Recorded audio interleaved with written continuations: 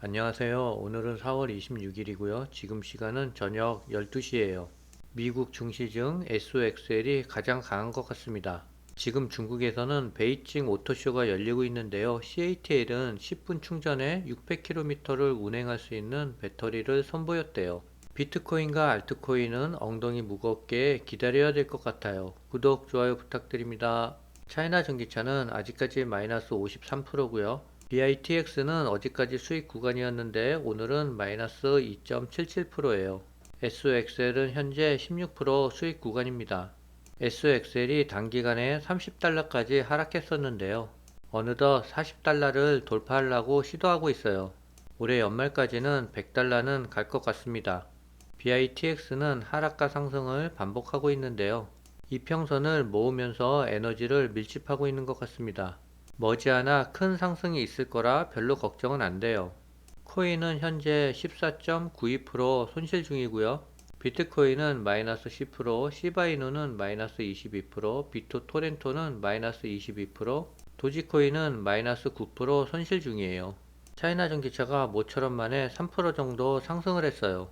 21선을 강하게 돌파할지 아니면 이평선을 좀 더 모으면서 행보할지는 지켜봐야 될 것 같습니다. 현재 투자 업종에 대한 수익률 현황인데요. SOXL이 유일하게 수익 구간에 있고요. 나머지는 전부 다 손실 중이에요.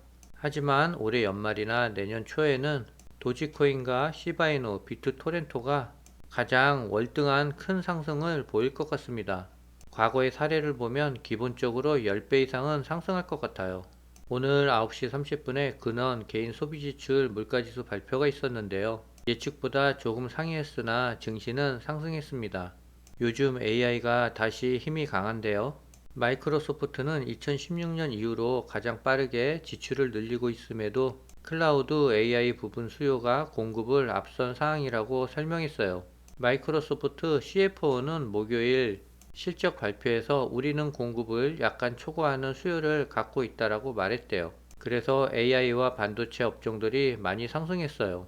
하지만 반도체 업종 중 모두가 상승하고 있는데 인텔만 오늘 급락하고 있어요.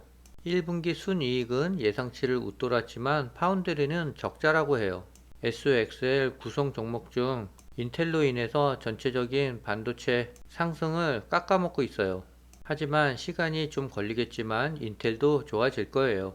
인텔은 엔비디아의 GPU에 대응하기 위해 가우디 3라는 새로운 서버용 인공지능 프로세서를 내놓을 것이라고 밝혔는데요. 인텔은 올 하반기까지 가우디 3 칩으로 5억 달러 이상의 매출을 올릴 것으로 전망하고 있어요. 인텔은 미국 정부가 대대적으로 지원하고 있어서 아마도 내년부터는 실적이 좋아질 것 같습니다. 트럼프가 대통령으로 당선되면 자기가 금리 결정을 할 거래요. 트럼프가 재집권을 하면 미국 중앙은행이 대통령과 통화정책 결정을 논의하도록 하는 정책을 추진할 것으로 알려졌어요. 재임식이 제롬 파월 의장과 사사건건 충돌한 트럼프 전 대통령이 중앙은행 길들이기를 노리는 것이 아니냐는 분석이 나오고 있대요. 트럼프 전 대통령은 자신을 사실상의 통화정책 결정자로 대우해줄 사람을 차기 연준 의장으로 찾고 있다고 캠프 관계자들은 전했어요. 차기 연준 의장은 정기적으로 트럼프 전 대통령을 만나 통화 정책에 대한 의견을 듣고 대통령의 의지를 FOMC 회의에 반영해야 한다는 것이래요. 이렇게 되면 연준의 독립성을 완전히 없애는 거예요. 제롬 파월 의장은 본인이 살아남기 위해서라도 연준의 독립적 가치를 지키기 위해서 바이든을 지지할 것 같습니다. 그렇게 되면 금리 인하 시기는 조금 빨라질 수도 있어요. 25일 CNBC에 따르면 스탠다드 차타드는 최근 하락에도 불구하고 비트코인과 이더리움이 올해 연말까지 각각 15만 달러, 8천 달러를 돌파할 것으로 내다봤대요. 요즘 들어 비트코인이 좀씩 하락하고 있는데요.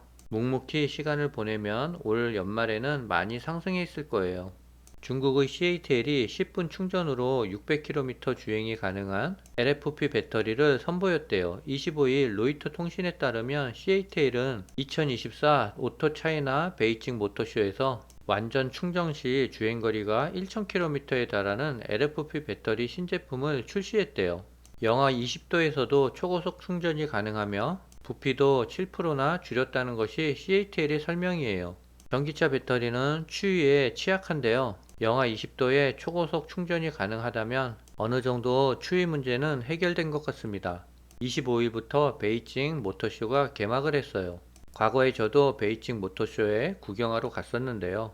우리나라의 킨텍스와 비교하면 그 규모가 엄청나게 컸었어요. 그때 당시에는 벤츠 전시장이 가장 컸었던 것 같습니다. 베이징 모터쇼는 주목받는 모터쇼인데요. 글로벌 브랜드들이 총 출동을 했답니다.